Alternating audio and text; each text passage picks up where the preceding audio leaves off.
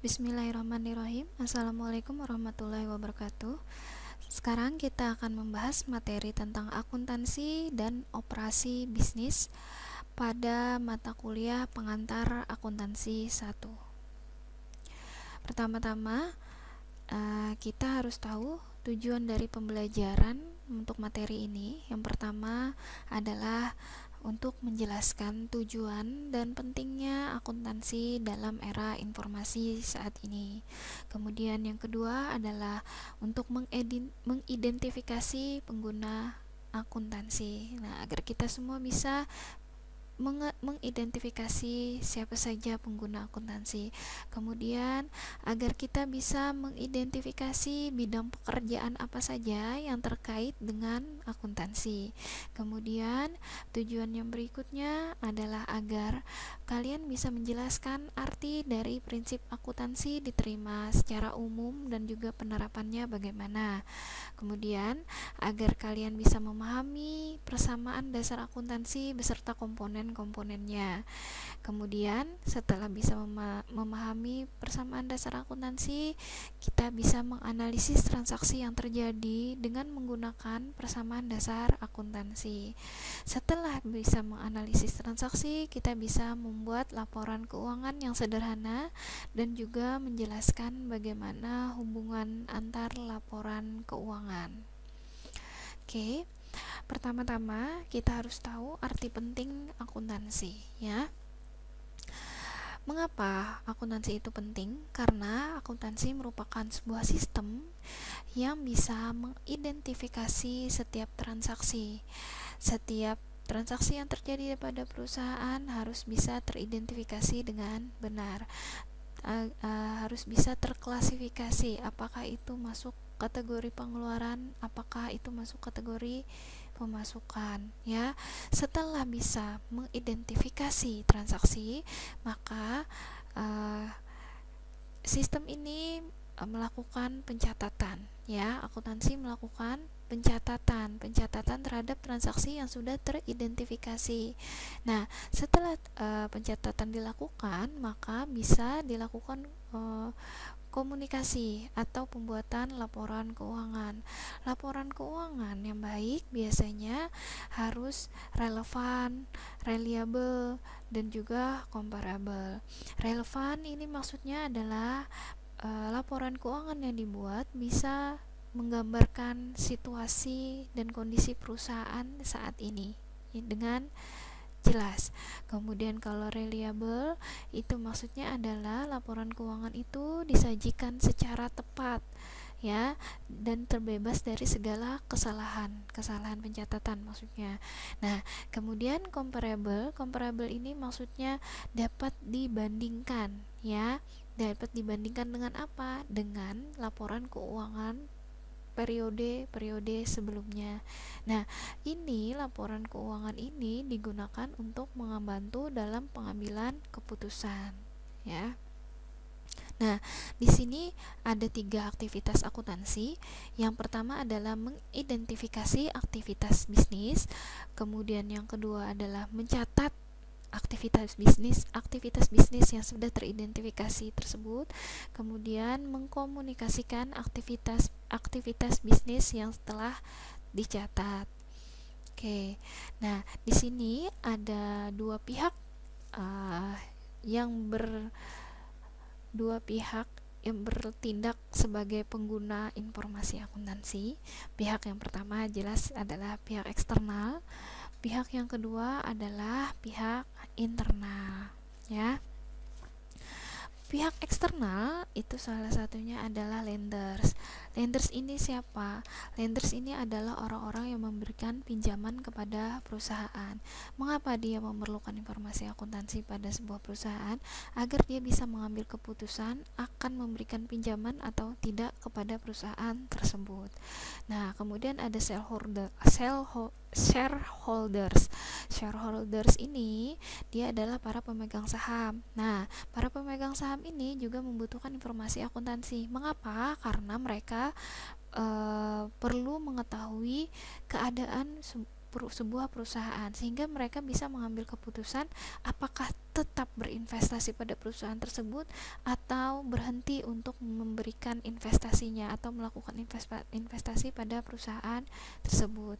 Government ini adalah pemerintah juga memerlukan informasi keakuntansi perusahaan. Mengapa? Karena pemerintah biasanya juga membutuhkan informasi akuntansi ini untuk mengambil keputusan apakah bekerja sama atau tidak dengan perusahaan itu, melakukan kerjasama atau tidak untuk bersama dengan perusahaan itu. Nah, di sini ada juga consumer group. Ini adalah grup pelanggan. Biasanya grup pelanggan ini juga membutuhkan informasi akuntansi. Kenapa? Karena mereka ingin mengambil keputusan, ingin menentukan apakah tetap bekerja sama dengan perusahaan atau tidak. Nah, kemudian ada external auditors. External auditors ini biasanya membutuhkan informasi akuntansi ini untuk mengaudit, ya, untuk memeriksa kebenaran pencatatan sebuah perusahaan, pencatatan keuangan sebuah perusahaan, ya. Kemudian customer ini adalah pelanggan. Biasanya pelanggan juga biasanya membutuhkan informasi akuntansi karena mereka perlu tahu keadaan sebuah perusahaan untuk bisa menentukan apakah mereka tetap melanjutkan kerjasama yang terjadi pada perusahaan ini atau tidak, ya. Nah, kemudian di pihak internal, orang-orang yang membutuhkan informasi akuntansi itu yang pertama adalah managers, karena managers adalah orang yang berperan dalam pengambilan keputusan bagaimana masa depan perusahaan, biasanya seperti itu. Kemudian officer atau direktur juga membutuhkan informasi akuntansi karena agar bisa mengambil keputusan untuk mengambil kebijakan bagaimana menjalankan perusahaan berikutnya ke depannya. Nah, internal auditor juga membutuhkan informasi akuntansi. Nah, di pihak internal, mengapa? Karena internal auditor tugasnya adalah mengaudit atau memeriksa laporan keuangan atau informasi akuntansi sebuah perusahaan agar tidak terjadi penggelapan dana, agar tidak terjadi kesalahan pencatatan, agar tidak ada yang agar tidak ada yang bisa melakukan berbagai macam jenis manipulasi terhadap pencatatan laporan keuangan. Kemudian sales staff juga membutuhkan informasi akuntansi. Mengapa? Karena sales staff ini biasanya perlu mengetahui berapa penjualan periode sebelumnya agar mereka bisa menentukan target penjualan untuk periode berikutnya, ya, seperti itu. Kemudian budget officer memerlukan informasi akuntansi itu adalah agar mereka bisa menentukan atau memperkirakan berapa saja anggaran-anggaran yang perlu mereka pangkas, atau ada anggaran mana saja yang perlu mereka naikkan, ya. Jadi dengan melihat realisasi dan anggaran periode sebelumnya melalui laporan keuangan atau informasi akuntansi. Kemudian controllers atau pengawas juga membutuhkan informasi akuntansi agar mereka bisa mengetahui kinerja perusahaan yang sedang mereka awasi, gitu. Kemudian informasi akuntansi ini fungsinya yang pertama untuk pihak eksternal adalah untuk menyediakan laporan keuangan. Kemudian di sisi internal itu adalah fungsinya untuk menyediakan informasi yang digunakan untuk pengambilan keputusan di internal perusahaan.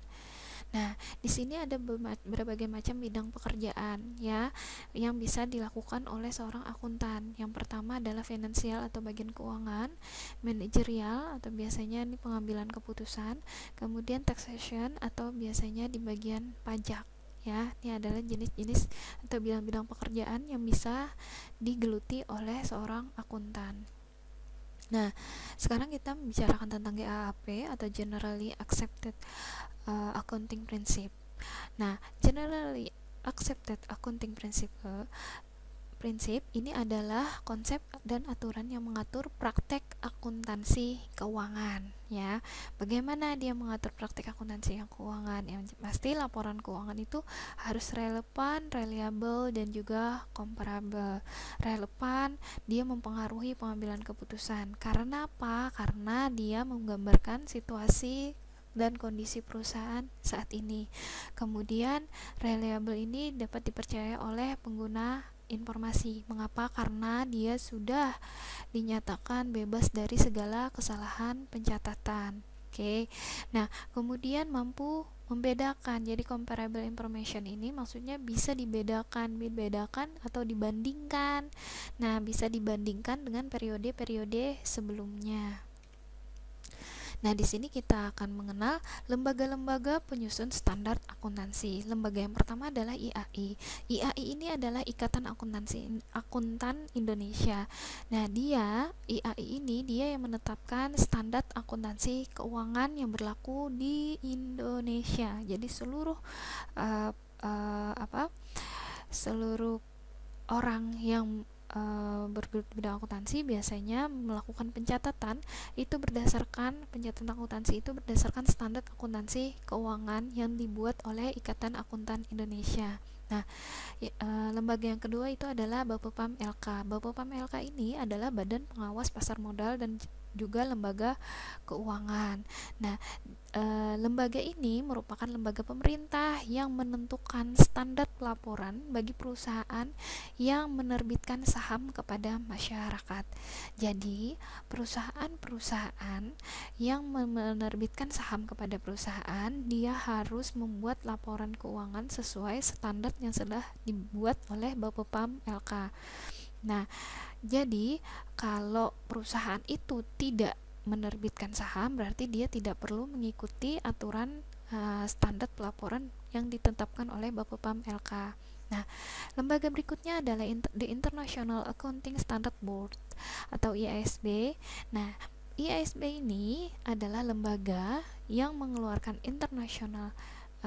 maksudnya mengeluarkan standar pelaporan bagi perusahaan multinasional, ya. Jadi saat perusahaan itu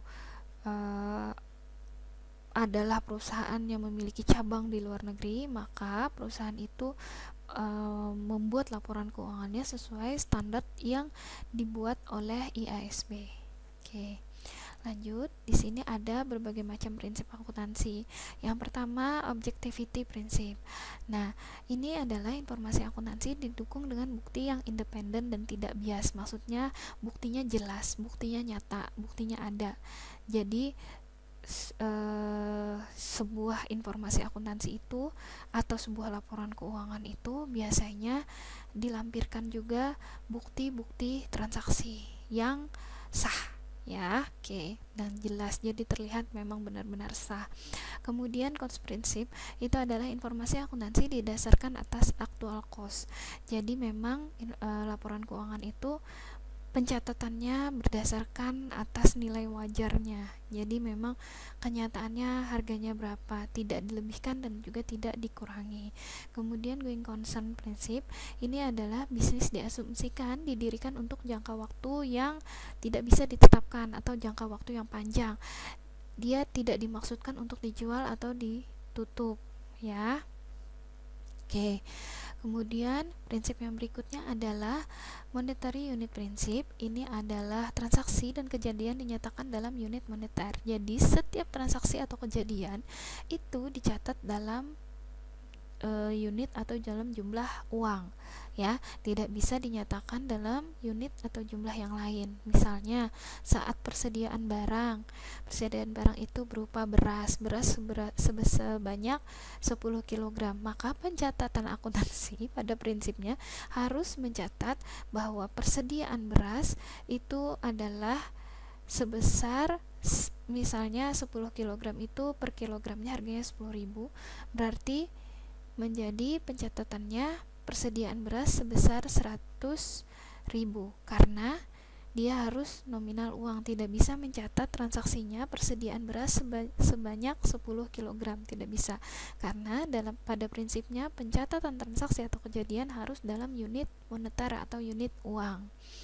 Nah, prinsip berikutnya adalah revenue recognition principle. Di sini prinsipnya adalah pendapatan diakui saat terbentuknya atau terjadi. Jadi saat sebuah perusahaan sudah melakukan kegiatan operasionalnya sehingga bisa menghasilkan pendapatan, maka pendapatan itu diakui, ya, walaupun pendapatan itu belum maksudnya belum dibayarkan oleh pihak yang mendapatkan jasa, misalnya belum dibayar tapi dia udah diakui duluan. Jadi pendapatan diakui di saat terbentuknya, bukan saat kas diterima.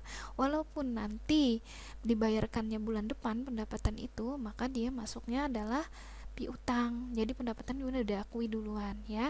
Diukur dengan jumlah kas atau setara kas yang diterima. Jadi misalnya maksudnya di sini saat dibayarnya bulan depan berarti masuknya ke dalam piutang, ya. Oke, di sini prinsip berikutnya adalah business entity principle, di mana bisnis ini dilaporkan terpisah, ya, dari entitas lainnya. Maksudnya pelaporannya terpisah dari perusahaan lainnya, termasuk juga laporan keuangan pemilik itu biasanya dipisahkan. Jadi kalaupun misalnya sebuah perusahaan memiliki anak perusahaan atau memiliki cabang lain, biasanya mereka memiliki laporan keuangan masing-masing, ya. Tidak bisa mereka memiliki laporan yang terpisah masing-masing, seperti itu, ya. Oke. Nah, sekarang kita akan membahas tentang bentuk entitas bisnis. Nah, bentuk entitas bisnis ini pada pengantar akuntansi ini kita hanya membahas tentang 3 bentuk saja, bentuk perusahaan.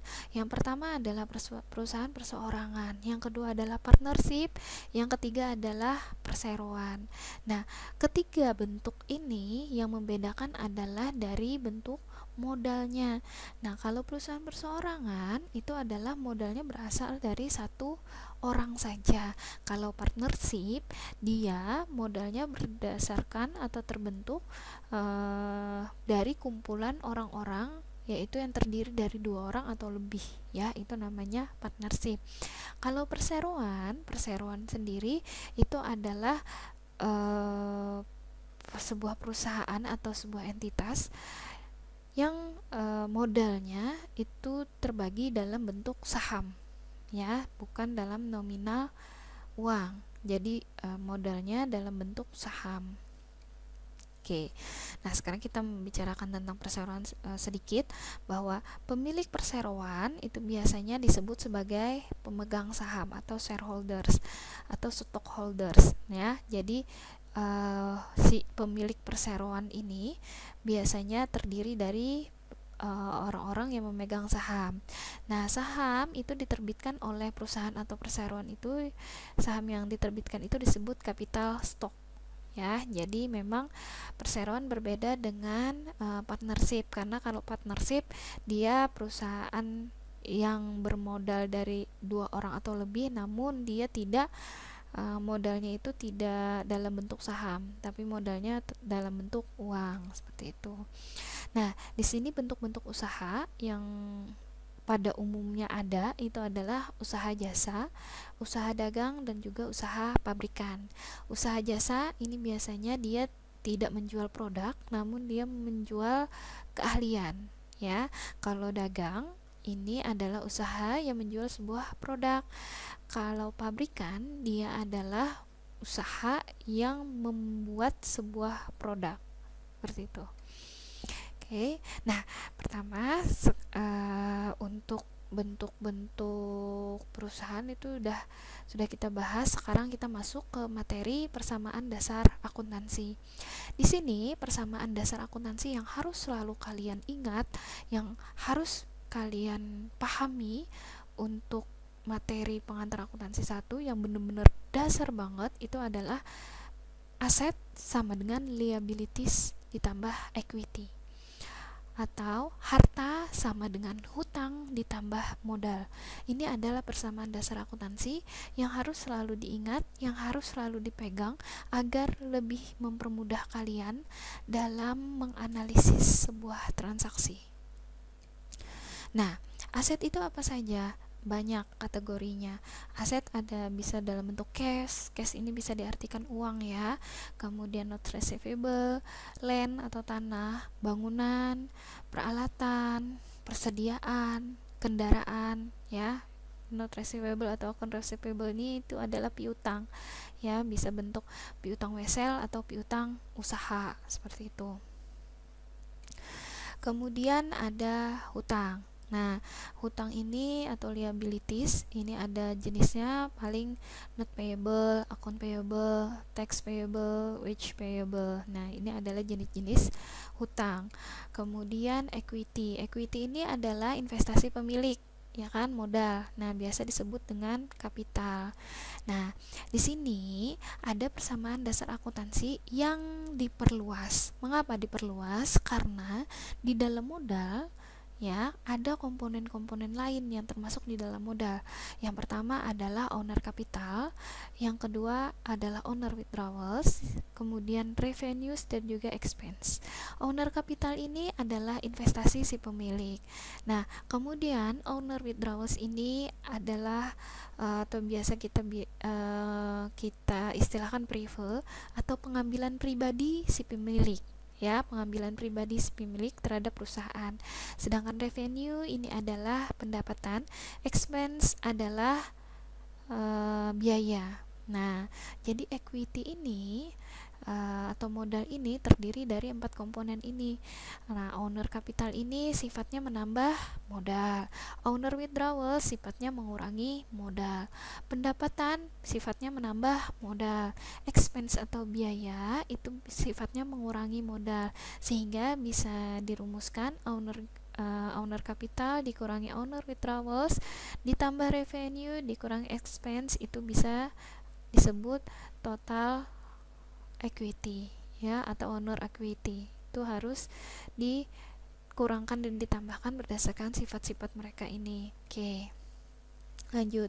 Nah, analisis transaksi. Persamaan akuntansi itu harus seimbang atau balance setelah setiap transaksi dicatat. Jadi harus benar-benar seimbang. Seimbang itu bagaimana? Sisi kiri dan sisi kanan sama nominalnya. Sisi kiri yang mana sih? Sisi kiri itu adalah bagian aset ya, aset berada di sisi kiri. Kemudian sisi kanannya adalah liabilities dan equity. Maka aset sama dengan liabilities ditambah equity. Jadi total harta harus sama dengan total hutang ditambahkan dengan total modal. Seperti itu ya. Nah, ini contoh transaksi yang pertama. Contoh transaksi yang pertama ini adalah Giscott menginvestasikan uang sebesar $20.000 secara cash untuk memulai usahanya. Maka di sini bisa kita analisis bahwa si Giscott ini saat dia menginvestasikan berarti modalnya bertambah, ya kan? Modalnya bertambah saat dia memberikan investasi, berarti modalnya bertambah sebesar 20.000 untuk memulai usaha. Dia menambahkan atau menginvestasikan uangnya itu secara cash, berarti cash atau hartanya itu bertambah juga, sehingga akun yang terpengaruh adalah harta dan juga equity sama-sama bertambah atau meningkat. Pencatatannya, Giscott menginvestasikan $20.000 cash untuk memulai usaha. Itu adalah yang pasti, yang pertama adalah owner capital atau modalnya bertambah sebesar 20.000, kemudian cashnya bertambah atau uangnya bertambah, uang perusahaan bertambah sebesar $20.000. Sisi kiri dan sisi kanan totalnya sama. Transaksi berikutnya, dibeli supplies secara tunai sebesar $1.000. Supplies ini persediaannya. Kemudian akun yang terpengaruh itu karena dia beli secara tunai, berarti jelas akun yang terpengaruh adalah kas. Kasnya menurun apa? Meningkat, menurun atau berkurang. Mengapa? Karena dia beli. Berarti dia mengeluarkan uang, ya kan? Saat dia membeli sesuatu, saat perusahaan membeli sesuatu, maka dia mengurangi uang yang dimiliki oleh perusahaan, sehingga cash atau asetnya menurun. Nah, di sini karena dia mengeluarkan uang atau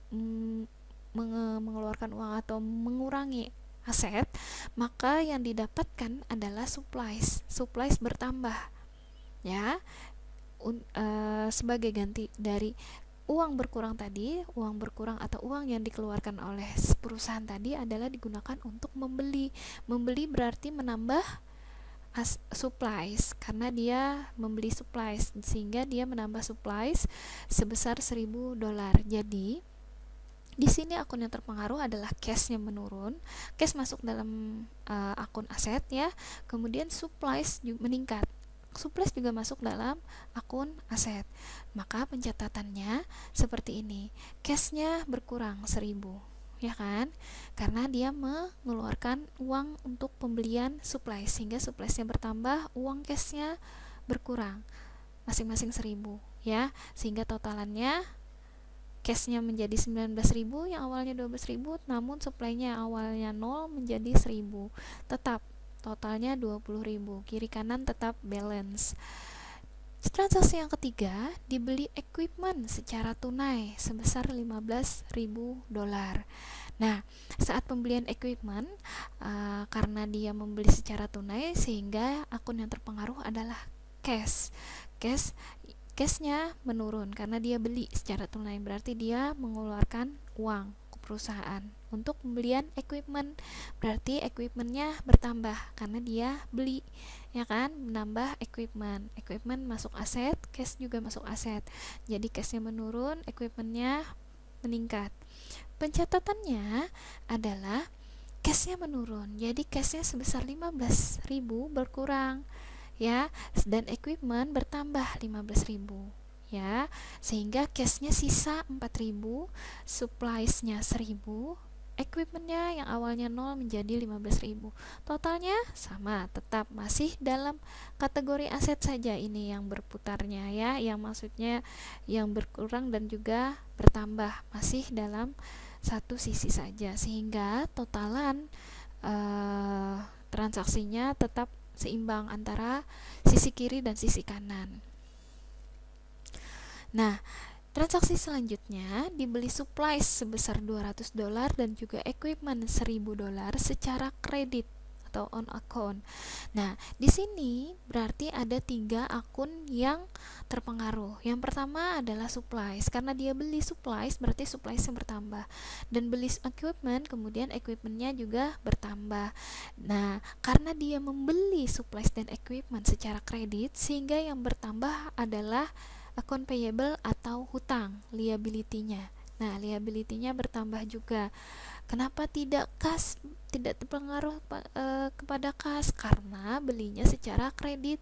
Seandainya belinya secara tunai, maka yang terpengaruh adalah kas, bukan akun payable. Itu seandainya.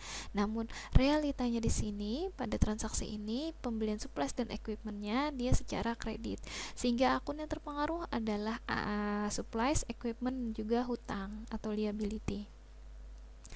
Pencatatannya, supplies-nya bertambah $200, equipment-nya bertambah $1.000, akun payable-nya atau hutangnya bertambah sebesar $1.200 karena dua-duanya beli secara kredit, ya, sehingga total dari pencatatannya, total dari akunnya masing-masing pencatatan yaitu aset 21.200, liabilities tambah equity 21.200, sisi kiri dan sisi kanan sama, balance. Nah, kemudian diperoleh pinjaman sebesar $4.000 dari bank, ya. Diperoleh pinjaman sebesar $4.000 dari bank ini berarti di sini akun yang terpengaruh adalah cash dan juga hutang, ya, karena dia minjem uang dari bank berarti cashnya bertambah. Karena dia uangnya didapat dari pinjaman berarti yang bertambah adalah juga hutang. Nah, pencatatannya $4.000 itu cashnya bertambah, ya, not payable-nya bertambah $4.000 juga, sehingga totalnya sisi kiri $25.200, kemudian sisi kanannya $25.200. Tetap masih balance. Nah, di sini kita lanjutan analisis transaksinya, yaitu transaksi yang terkait dengan revenue, expense, dan juga withdrawals. Ini masuk dalam akun equity. Nah, di sini contoh analisisnya yaitu memberikan jasa konsultasi dan menerima pembayaran $3.000 secara tunai. Nah, ini artinya perusahaan menghasilkan pendapatan karena dia menerima pembayaran, ya kan? Akhirnya dia menghasilkan pendapatan sebesar $3.000. Jadi ada revenue meningkat karena tunai, dibayar orang secara tunai, sehingga cashnya juga meningkat, ya. Oke, pencatatannya, cashnya bertambah $3.000, revenue-nya bertambah $3.000, ya. Oke. Lanjut, di sini contoh transaksi berikutnya adalah membayar gaji karyawan sebesar $800. Di sini dia membayar gaji, berarti saat dia membayar dia mengeluarkan uang, berarti cash yang terpengaruh. Cashnya meningkat apa menurun? Menurun, karena berkurang uang untuk membayar gaji karyawan. Uang perusahaan berkurang untuk membayar gaji karyawan, ya. Jadi akun yang terpengaruh cashnya menurun. Kemudian salaries expense atau equity-nya meningkat. Mengapa meningkat? Karena dia berhasil memenuhi kewajibannya untuk membayar gaji karyawan. Berarti perusahaan itu sudah berhasil memenuhi kewajibannya untuk membayar gaji karyawan, sehingga pengaruhnya salary expense-nya meningkat. Nah, ini hanya secara aktualnya saja. Namun pencatatannya menjadi cashnya berkurang $800, ya, karena dia membayarkan gaji karyawan. Expense juga berkurang 800. Kenapa pencatatannya berkurang 800? Tidak bertambah, kan karena dia masuk biaya. Tidak bertambah karena sifatnya si expense ini, kembali kita ngomong sifat expense adalah mengurangi modal, sehingga pencatatannya selalu dalam bentuk pengurangan, ya. Di sini karena expense sifatnya mengurangi modal, berarti dia mengurangi si modal ini, jadi pencatatannya minus atau dalam kurung ini 800. Sisi kiri dan sisi kanan totalannya sama, masih $27.400. Nah, kemudian analisis transaksi yang berikutnya adalah si pemilik mengambil kas untuk keperluan pribadi, owner withdrawals, sebesar $500. Nah, akun yang terpengaruh jelas yang pertama adalah kas, karena dia mengambil kas, kan berarti kasnya menurun karena berkurang kas perusahaan. Untuk keperluan pribadi ini owner withdrawals atau equity, ya, dia masuk ke dalam kategori akun modalnya meningkat. Mengapa? Karena perusahaan berhasil memenuhi kewajibannya untuk memenuhi keperluan pribadi si pemilik perusahaan, berarti equity-nya meningkat, ya. Namun ini juga meningkatnya secara aktual saja, namun secara pencatatannya si cash ini berkurang $500.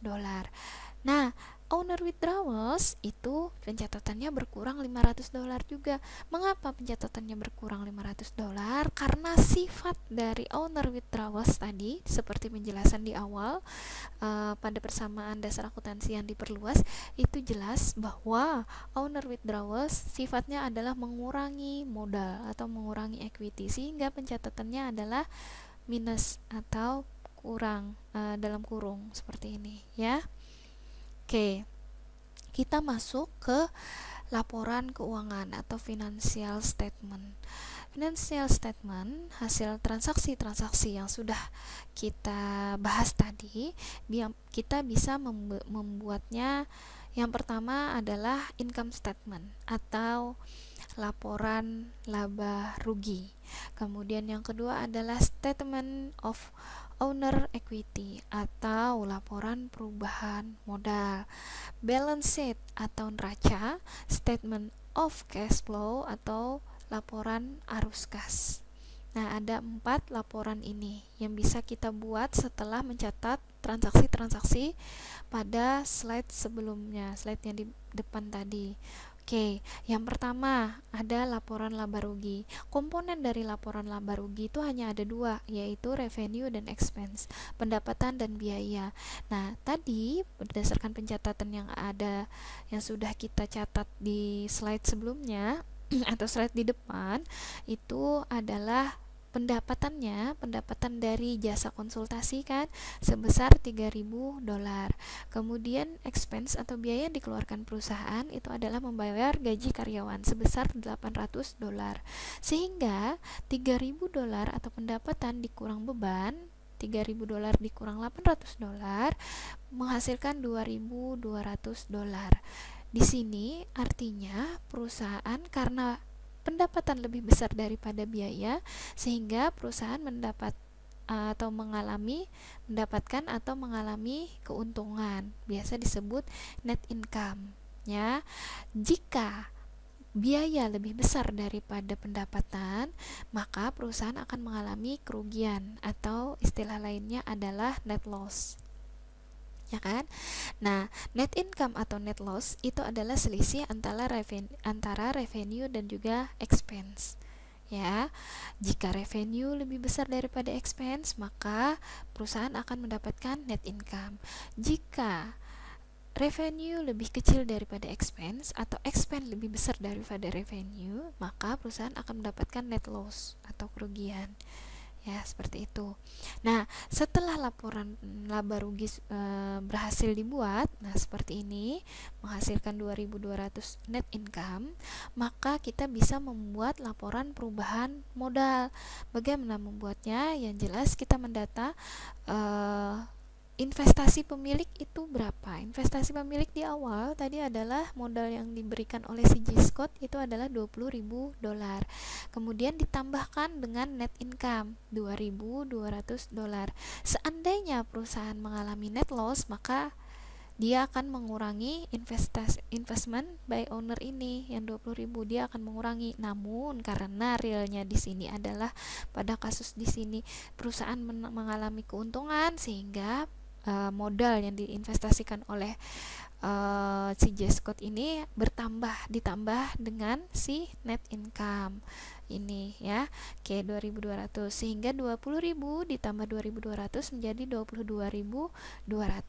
Nah, kemudian si G-Scott tadi atau pemilik tadi mengambil prefer atau withdrawals-nya sebesar $500. Nah, sehingga 22.200 dikurangi 500, sehingga modal akhir yang dimiliki oleh perusahaan adalah $21.700. Setelah laporan perubahan modal dibuat, maka kita bisa membuat laporan neraca. Laporan neraca ini dapat dari mana? Laporan neraca itu dapat dari akun-akun yang kita catat pada pencatatan sebelumnya. Jadi totalan ini cash ini adalah totalan dari pencatatan di depan. Tadi kan ada pencatatan akun transaksi, pencatatan dari setiap transaksi. Di situ ada total yang paling bawah. Nah, di situ terlihat pada slide yang sebentar kita lihat. Nah, pada slide ini, nah kita bisa melihat total cash-nya 9.700, supplies-nya 1.200, equipment-nya 16.000, account payable-nya 1.200, notes payable-nya 4.000, kemudian equity-nya, nah kita bisa lihat equity-nya berapa. Equity-nya di sini 20.000 dikurang 500 ditambah 3.000 dikurang 800. Nah, akhirnya terbentuklah neraca yang seperti ini. Nah, cash-nya 9.700, supply-nya 1.200, equipment-nya 16.000. Jadi dari laporan akhir tadi, maksudnya laporan pencatatan. Nah, pencatatan dari transaksi itu totalannya kita salin ke neraca. Nah, totalannya saja. Nah, seperti ini. Kemudian di sini ada account payable dan not payable ditotalkan. Total dari hutang ada 5.200. Kemudian owner capitalnya ini 21.700. Dapatnya dari mana? Dari slide sebelumnya di sini. Ya, dari perubahan modal yang sudah ditambahkan dengan keuntungan dikurangi dengan prefer atau owner withdrawals. Total dari aset dan total liabilities dan juga equity ditambahkan equity, ini kiri dan kanan balance $26.900. Nah, setelah pencatatan neraca, kita bisa membuat laporan arus kas. Laporan arus kas ini, nah, dia hanya fokus pada kas saja, ya, kas pada neraca. Coba kita lihat. Di sini ada kas pada neraca sebesar $9.700. Kita taunya cash yang dimiliki oleh perusahaan adalah $9.700. Sedangkan cash itu pada prinsipnya dia terdiri dari 3 komponen arus kas itu.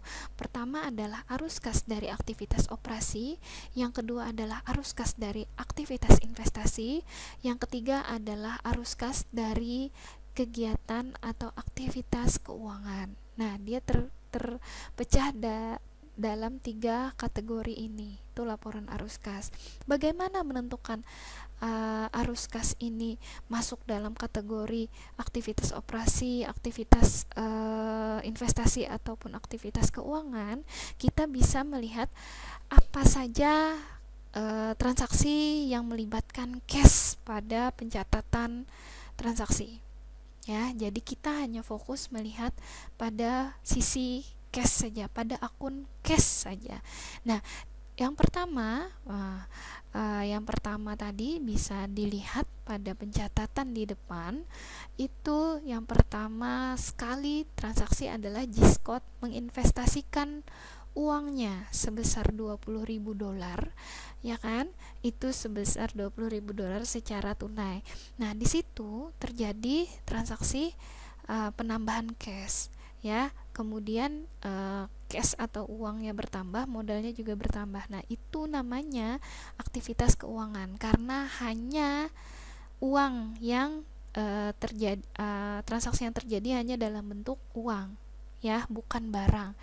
Hanya transaksi yang terjadi adalah transaksi uang saja karena si G-Scott menanamkan modal, menginvestasikan uang yang dimilikinya sebesar 20.000, sehingga pencatatannya cash flow from activities, financing activities. Jadi arus kas yang didapat dari aktivitas keuangan, ya. Pertama tadi pencatatannya adalah 20.000, taruh di sini. Kemudian seingat Ibu, yang transaksi berikutnya itu adalah yang kedua. Bisa kita lihat ya ke belakang lagi, itu apa ya, lupa.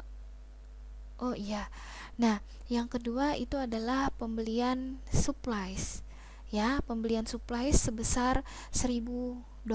Itu cashnya berkurang karena dia beli persediaan $1.000.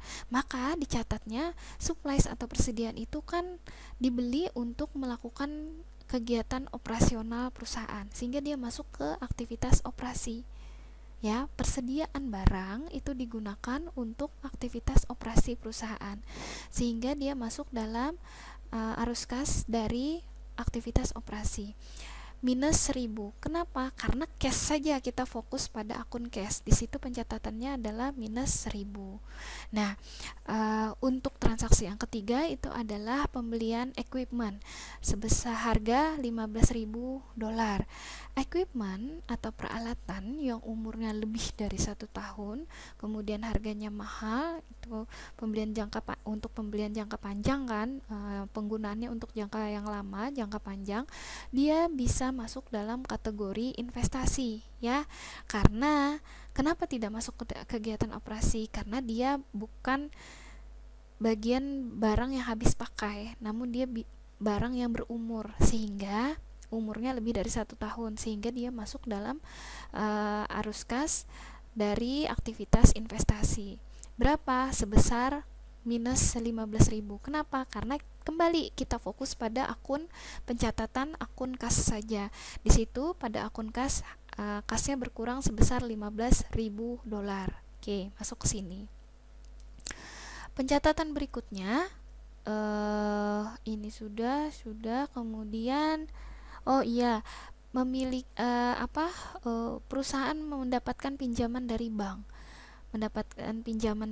Sebesar 4.000 dolar, ya kan? Transaksi berikutnya itu mendapatkan uang. Berarti kan bank memberikan uang kepada perusahaan, berikan pinjaman uang kepada perusahaan sebesar 4.000 dolar. Di sini jelas transaksi yang terjadi hanya uang saja, tidak ada barang. Nah, sehingga dia masuk dalam aktivitas keuangan. Pencatatannya di sini. Ini yang udah dicatat pertama karena ini adalah modal, kemudian ini dapat dari bank. Udah. Kemudian transaksi berikutnya yang beli supplies dan juga beli equipment itu secara kredit itu tidak masukkan ke dalam laporan arus kas. Mengapa? Karena dia tidak ada pencatatan di dalam akun kas. Dia mencatatnya karena dia bentuknya hutang, dia tercatat di akun hutang, sehingga dia tidak tercatat di dalam laporan arus kas ini. Dia tidak terlibat di dalam akun kas untuk transaksi pembelian supplies dan equipment secara kredit tadi di depan. Oke, lanjut. Kemudian si perusahaan menghasilkan pendapatan karena memberikan jasa konsultasi. Nah, di situ kita mencatatnya sebagai arus kas dari aktivitas operasi. Karena apa? Karena kita memberikan jasa konsultasi, berarti perusahaan melakukan kegiatan operasionalnya. Nah, sehingga pendapatannya dicatat, ya kan? Pada kas bertambah 3.000 dolar. Disinilah dicatat 3.000 dolar. Oke, kemudian perusahaan membayar gaji karyawan. Transaksi berikutnya sebesar 800 dolar. Nah, saat perusahaan membayar gaji karyawan, itu gaji karyawan, ya kan? Gaji karyawan itu dibayarkan karena karyawan melakukan kegiatan operasional, sehingga dia masuk dalam kategori aktivitas operasi. Nah, kita masukin di sini. Kasnya berkurang kan? Tadi pencatatan di depan itu kas berkurang. Pada akun kas berkurang 800 dolar, sehingga tercatat seperti ini. Oke, untuk transaksi terakhir itu pemilik melakukan penarikan kas untuk keperluan pribadi. Nah, sebesar 500 dolar. Itu jelas saat pemilik menarik atau mengambil kas, itu transaksi yang terjadi bentuknya uang, bukan barang, sehingga dia masuk dalam kategori aktivitas keuangan. Di sini kasnya berkurang 500 dolar sesuai dengan pencatatan akun kas di depan, ya. Oke, setelah semua tercatat, semua akun kas yang melibatkan akun kas, semua transaksi yang melibatkan akun kas semuanya tercatat di dalam laporan arus kas, ya. Nah, kita bisa totalkan aktivitas operasinya berapa, aktivitas investasinya berapa totalnya, aktivitas keuangannya berapa. Totalannya di sini untuk aktivitas operasinya sebesar 1.200 dolar. Dapat dari 3.000 dikurang 1.000 dikurang 800, sehingga sisanya 1.200. Kemudian untuk aktivitas investasinya minus 15.000, ya kan? Karena memang tadi dia membeli peralatan, jadi minus 15.000 cashnya. Cash dari aktivitas aktivitas investasi. Kemudian untuk aktivitas keuangannya didapat 23.500. Dapatnya adalah investasi si pemilik 20.000 ditambah dengan pinjaman dari bank 4.000 dikurang dari prive dari si pemilik sebesar 500 dolar, dikurangi 500 dolar. Akhirnya totalannya 23.500. Nah, setelah totalan masing-masing komponen aktivitas operasi, aktivitas investasi, dan aktivitas keuangan didapatkan, maka ketiganya ini ditotal habis. Nah, ditambahkan atau dikurangkan 1.200 operasi dari aktivitas arus kas dari aktivitas operasi itu 1.200 dikurang dengan arus kas dari aktivitas investasi sebesar 15.000. Nah, ditambahkan lagi arus kas dari aktivitas keuangan sebesar 23.500, sehingga totalannya itu menghasilkan arus kas sebesar 9.700. Nah, di sini adalah berarti laporan arus kas ini adalah menjabarkan kas itu terdiri dari apa saja, dari kegiatan apa saja. Keluar masuk kas itu diperlihatkan di sini, ya, tergambar pada laporan arus kas ini. Oke. Nah, sekarang kita membahas sedikit tentang return on asset atau ROA. Return on asset ini adalah indikator efisiensi operasional atau bisa digunakan untuk mengukur kinerja sebuah perusahaan. Rumusnya adalah net income dibagi average total asset. Jadi pendapatan atau keuntungan, ya kan, laba perusahaan dibagi rata-rata total aset. Rata-rata itu didapat dari mana? Dari kira-kira kita ingin mengukur berapa tahun mengukur kinerja perusahaan itu untuk berapa tahun ke belakang. Misalnya 5 tahun berarti diambil total aset 5 tahun ke belakang. Misalnya cuma 3 tahun berarti total aset 3 tahun ke belakang saja. Jadi rata-ratanya diambil sehingga dimasukin dalam rumus. Itu kita bisa menemukan berapa ROA-nya, sehingga bisa mengetahui dari ROA itu kita bisa melihat efisiensi operasional perusahaan atau bisa melihat kinerja keuangan di sebuah perusahaan. Oke, nah sampai di sini materi kita untuk bab 1 ini. Semoga kalian bisa memahami penjabaran-penjabaran tentang akuntansi dan juga operasi bisnis pada bab 1 ini, ya. Oke, terima kasih banyak atas perhatian kalian. Ibu harap semoga kalian bisa memahami semua materi ini yang sudah Ibu jabarkan. Semoga kalian dimudahkan untuk memahami ini, semoga dilancarkan untuk melakukan analisis dalam transaksi nanti setiap latihan, di setiap latihan, sehingga kalian benar-benar bisa mengaplikasikan transaksi yang terjadi dalam setiap latihan. Kalian bisa mengaplikasikan berdasarkan materi yang sudah diberikan saat ini. Oke, Ibu akhiri sampai di sini. Terima kasih banyak. Wassalamualaikum warahmatullahi wabarakatuh.